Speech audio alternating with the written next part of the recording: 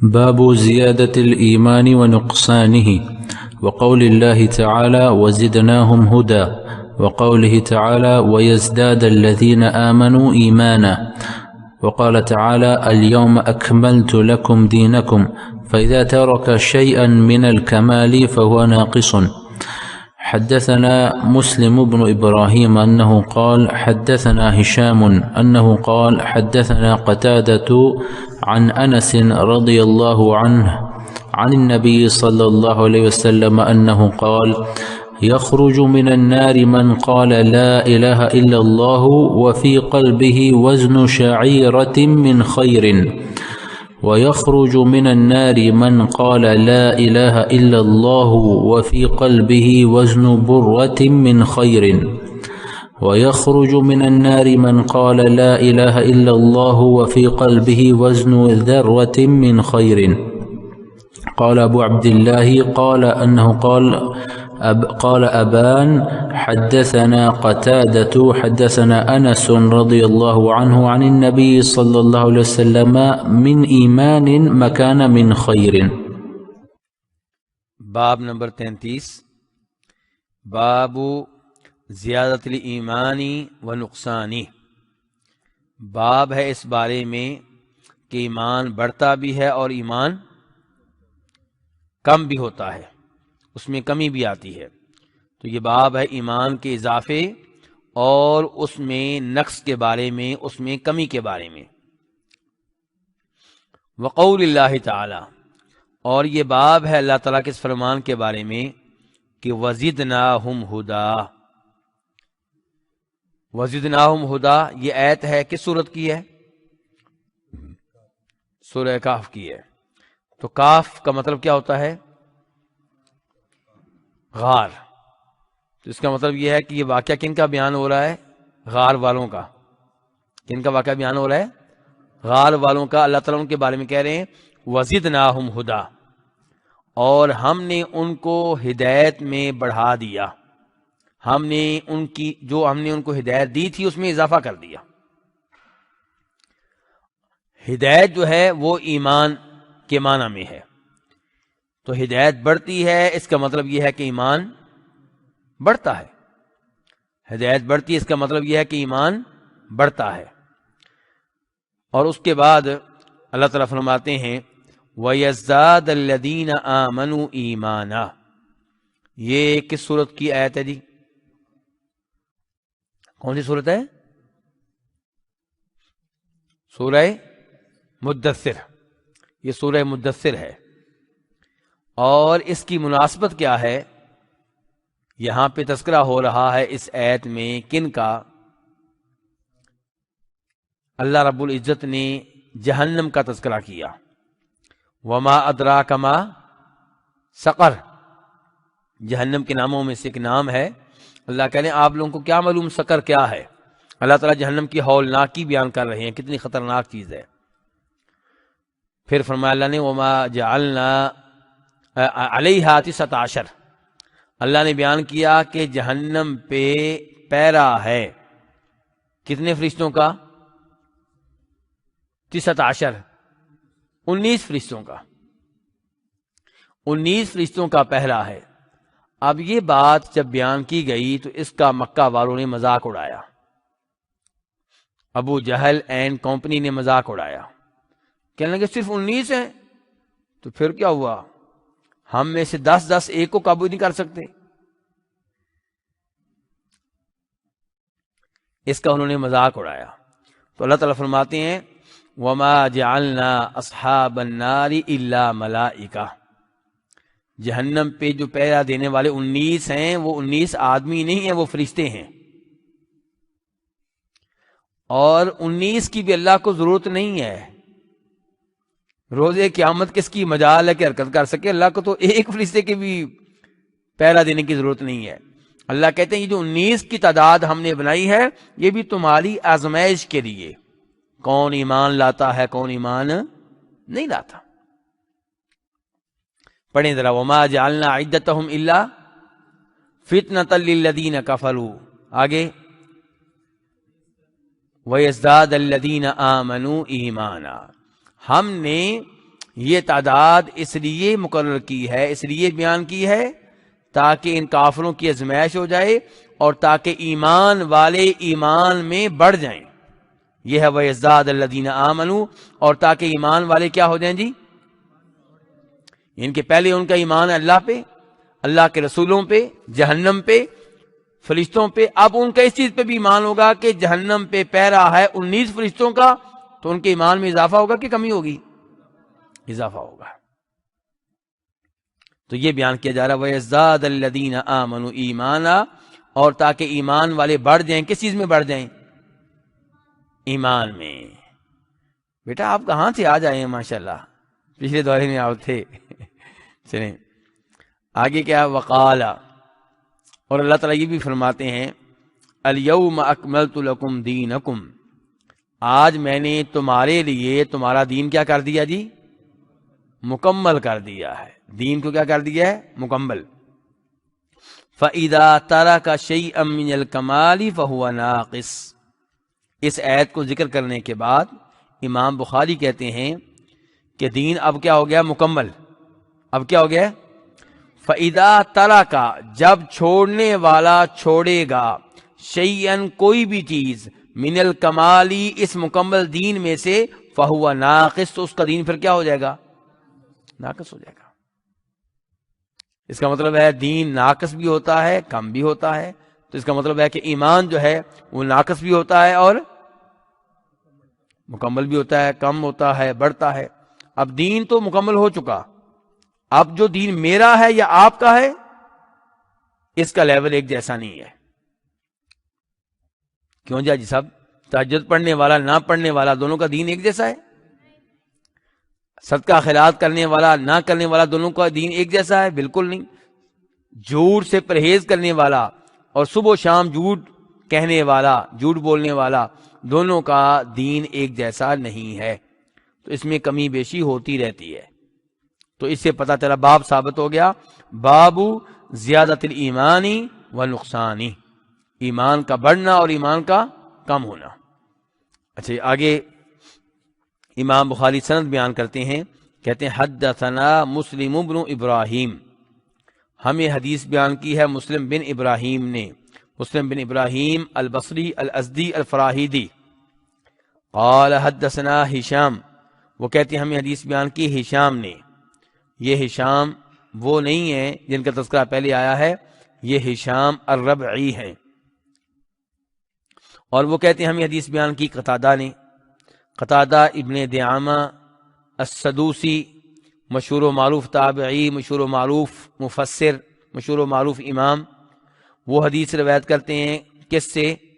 انس بن مالک سے. اچھا جی یہ کتنے راوی ہو گئے دیکھیں ذرا؟ 4. امام بخاری اور اللہ کے رسول کے درمیان کتنے واسطے ہوئے؟ 4. امام بخاری کی سب سے عمدہ سند کون سی ہوتی ہے جس میں کتنے واسطے ہوں؟ 3. 3 واسطوں والی کتنی حدیثیں ہیں بخاری شریف میں؟ 22 کے قریب احادیث ہیں جن کو کیا کہا جاتا ہے؟ ثلاثیات. اور دوسرا درجہ امام بخاری کی سند کا جو دوسرے نمبر پہ عمدہ ہے وہ ہے 4 راویوں والی. تو یہ 4 راویوں والی رباعی سند ہے. اور یہ چاروں کے چاروں راوی کون ہیں؟ کس شہر کے رہنے والے ہیں؟ ذرا بتائیں، غور کریں جی.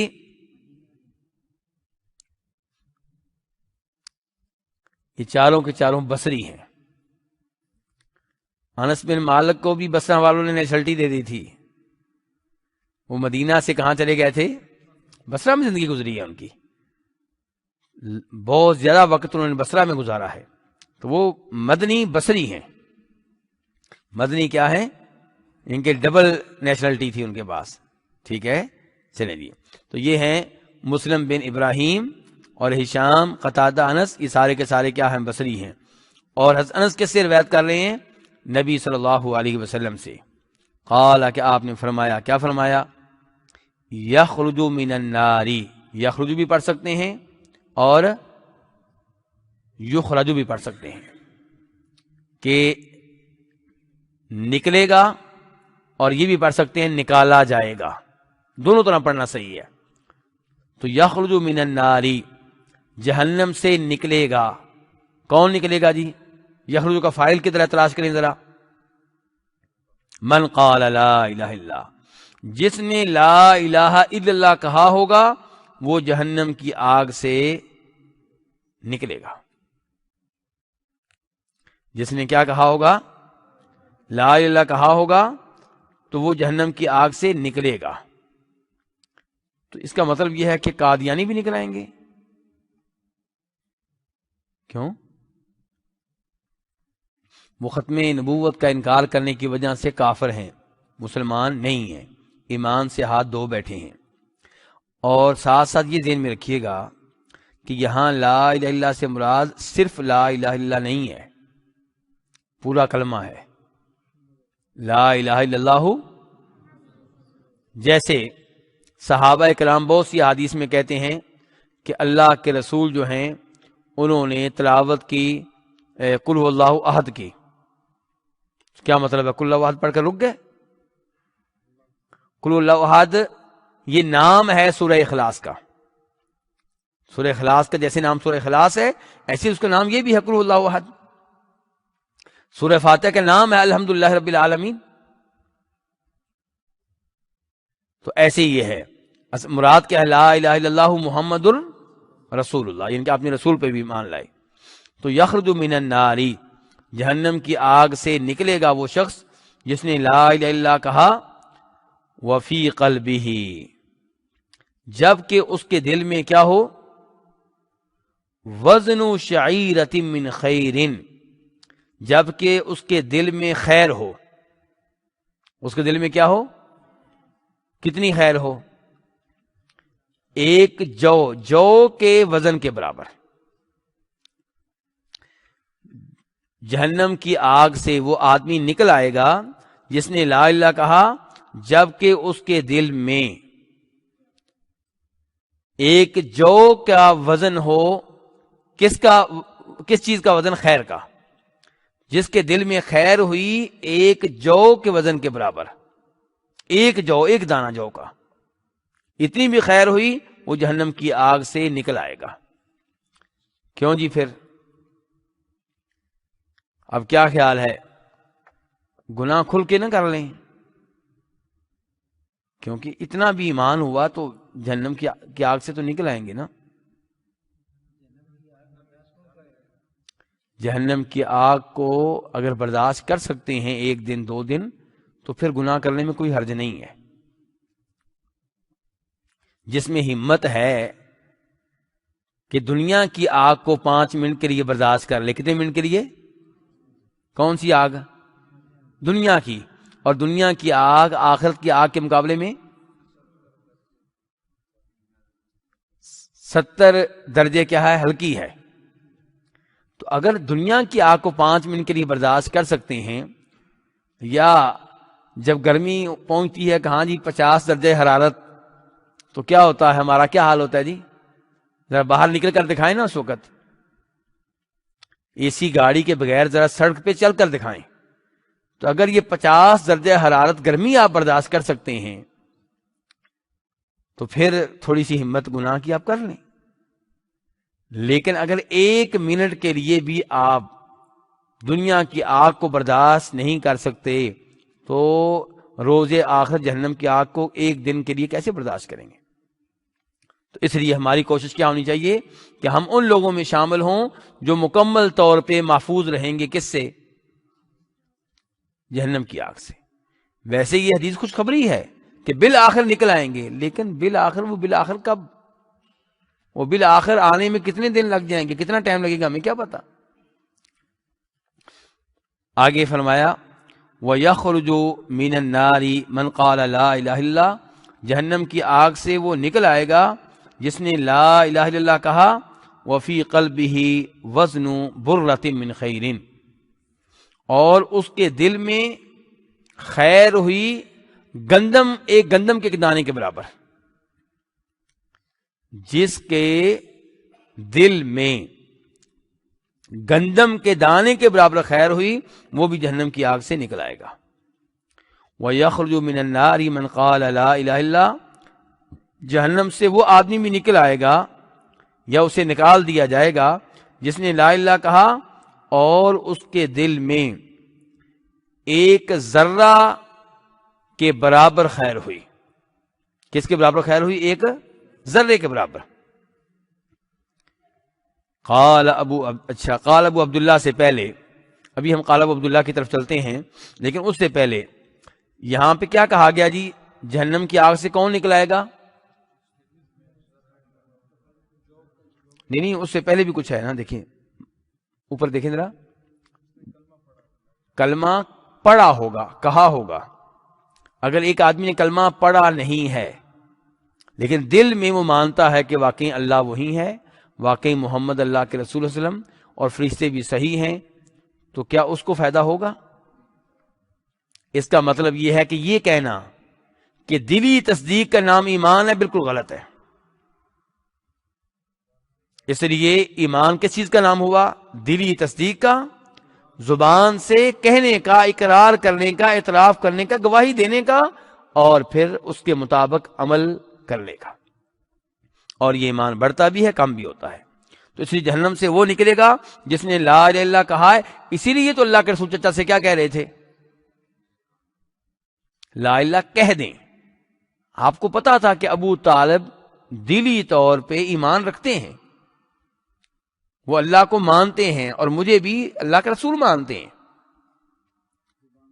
بس زبان سے اقرار کروانا چاہتے تھے. اگر اقرار کر لیتے تو نبی علیہ الصلوۃ والسلام کے لیے شفاعت کرنا آسان ہو جاتا، لیکن انہوں نے زبان سے نہیں کہا تو مومن نہیں ہے. اس کا پتہ چلا کہ ایمان کے بارے میں یہ کہنا کہ ایمان دلی تصدیق کا نام ہے، یہ درست نہیں ہے. اچھا جی آگے چلیں. اب اس میں اور کیا ہے؟ ہاں جی، اب قال ابو عبداللہ، ابو عبداللہ کہتے ہیں. یہ ابو عبداللہ کون ہے؟ ان کو جانتے ہیں آپ لوگ؟ محمد بن اسماعیل البخاری، امام الدنیا، امیر المؤمنین فی الحدیث. تو امام بخاری کہتے ہیں قال ابان، ابان نے کہا. اچھا یہ ابان جو ہیں یہ کس کے مقابلے میں ہیں؟ اوپر وہ ہشام گزرے ہیں، ہشام کے اوپر لکھیں نمبر 1 اور ابان کے اوپر لکھیں نمبر 2. اب یہ دونوں کس کے شاگرد ہیں؟ دیکھیں قتادہ کے. دونوں کس کے شاگرد ہیں؟ قتادہ کے. تو امام بخاری کہتے ہیں کہ ابان کہتے ہیں کہ ہمیں حدیث بیان کی قتادہ نے، اور قتادہ کہتے ہیں ہمیں حدیث بیان کی کس نے؟ اچھا اوپر قتادہ نے کیا کہا تھا دیکھیں ذرا، عن انس، اور یہاں پہ کیا کہا ہے؟ حدثنا. اور قتادہ جو ہیں اگرچہ بہت عظیم ہیں لیکن ان میں تدلیس پائی جاتی ہے. تو دوسری سند سے پتہ چلا کہ انہوں نے باقاعدہ حدیث جناب انس سے لی ہے. تو تدلیس کی وجہ سے جو خطرہ تھا وہ ختم ہو گیا. عن النبی صلی اللہ علیہ وسلم من ایمان. جب ابان قتادہ سے حدیث روایت کرتے ہیں تو حدیث کے الفاظ میں من خیر کی جگہ پہ کیا آیا ہے؟ من ایمان آیا ہے. ابھی حدیث جو ہم نے پڑھی تھی اس حدیث میں من خیر کا لفظ کتنی دفعہ آیا ہے؟ 3 دفعہ. ان کہ جس کے دل میں خیر ہوئی ایک جو کے برابر، جس کے دل میں خیر ہوئی گندم کے دانے کے برابر، جس کے دل میں خیر ہوئی ذرے کے برابر. اور یہی حدیث جب قتادہ سے لیتے ہیں ابان تو وہ کہتے ہیں کہ حدیث کے الفاظ یوں ہیں کہ من ایمان، یعنی کہ جس کے دل میں ایمان ہوا جو کے برابر، ایمان ہوا گندم کے دانے کے برابر، ایمان ہوا ایک ذرے کے برابر. تو امام بخاری یہ آخر میں جو اضافہ لے کر آئے ہیں اس کو کہتے ہیں متابعت، یعنی کہ ابان نے ہشام کی مطابقت کی ہے، ابان نے ہشام کی تصدیق کی ہے یہ حدیث بیان کرنے میں. یہ جو مطابقت امام بخاری لے کر آئے ہیں اس سے ہمیں 3 فائدے ملے ہیں. کتنے فائدے ملے ہیں؟ پہلا فائدہ کیا ملا دیکھیں. پہلا فائدہ یہ ہے کہ ہمیں پتہ چل گیا کہ من خیر سے مراد کون سی خیر ہے؟ کون سی خیر ہے جی؟ ایمان. من خیر سے مراد کون سی خیر ہے؟ ایمان. اچھا، دوسرا فائدہ ہمیں یہ ہوا کہ چونکہ قتادہ مدلس ہیں تو امام بخاری جو مطابقت لے کر آئے ہیں اس سے پتہ چلا کہ قتادہ نے باقاعدہ یہ حدیث جناب انس سے سنی ہے، کیونکہ کہہ رہے حدثنا، تو تدریس کی وجہ سے جو خطرہ تھا وہ زائل ہو گیا۔ تیسرا فائدہ کیا ہوا؟ تیسرا فائدہ یہ کہ ہشام کی روایت کو ابان کی روایت نے تقویت دی ہے۔ ہشام نے حدیث بیان کی تھی، جب ابان نے بھی یہی حدیث بیان کی تو اس سے ہشام کی بیان کردہ روایت کو تقویت ملی۔ تو یہ تین فائدے ہمیں ملے ہیں اس مطابقت سے۔ اچھا، اب اس روایت سے کیا پتا چلا؟ ایک تو یہ کہ ایمان گندم کے دانے کے برابر بھی ہوتا ہے، جو کے دانے کے برابر بھی ہوتا ہے، ذرے کے برابر بھی ہوتا ہے۔ اس کا مطلب یہ ہے کہ ایمان بڑھتا ہے، کم ہوتا ہے، کسی کے ہاں معمولی ہوتا ہے، کسی کے ہاں کچھ زیادہ ہوتا ہے۔ یہ ثابت ہوا کہ نہیں ہوا؟ اور باب کیا تھا؟ باب زیادت ایمانی میں نقصان ہی، ایمان کا بڑھنا اور کم ہونا۔ اچھا جی، اچھا، اس سے یہ بھی پتا چلا کہ کبیرہ گناہ کا مرتکب ایمان سے خارج نہیں ہوتا۔ یہاں پہ دیکھیے، یہ آدمی جس کے دل میں ایمان ہے ذرے کے برابر، جو کے دانے کے برابر، گندم کے دانے کے برابر، اس کا ایمان اتنا کم کیوں ہو گیا تھا؟ کیونکہ پاپی تھا، گناہ کرتا رہا ہے، سود لیتا رہا ہے، چوریاں کرتا رہا ہے، ڈاکے ڈالتا رہا ہے۔ تو پتا چلا کہ کبیرہ گناہوں کے ارتکاب سے انسان کافر نہیں ہو جاتا، کچھ نہ کچھ ایمان باقی رہتا ہے۔ اور یہ کہنا کہ کبیرہ گناہ کا ارتکاب کرنے والا ہمیشہ جہنم میں رہے گا، یہ موقف غلط ہے اور درست نہیں ہے۔ تو اس سے بہرحال یہ پتہ چل گیا کہ باب اور حدیث میں کیا مطابقت ہے، اور یہ بھی پتہ چل گیا کہ اس کا کتاب سے کیا تعلق ہے۔ کتاب کیا تھی؟ کتاب الایمان، اور اس حدیث میں ایمان کا تذکرہ آیا ہے۔ اور باب کیا تھا؟ ایمان کا بڑھنا اور کم ہونا، اور اس حدیث میں بتایا گیا ہے کہ کسی کے ہاں ایمان ایک ذرے کے برابر ہوتا ہے، کسی کے ہاں جو کے دانے کے برابر ہوتا ہے، کسی کے ہاں گندم کے دانے کے برابر ہوتا ہے۔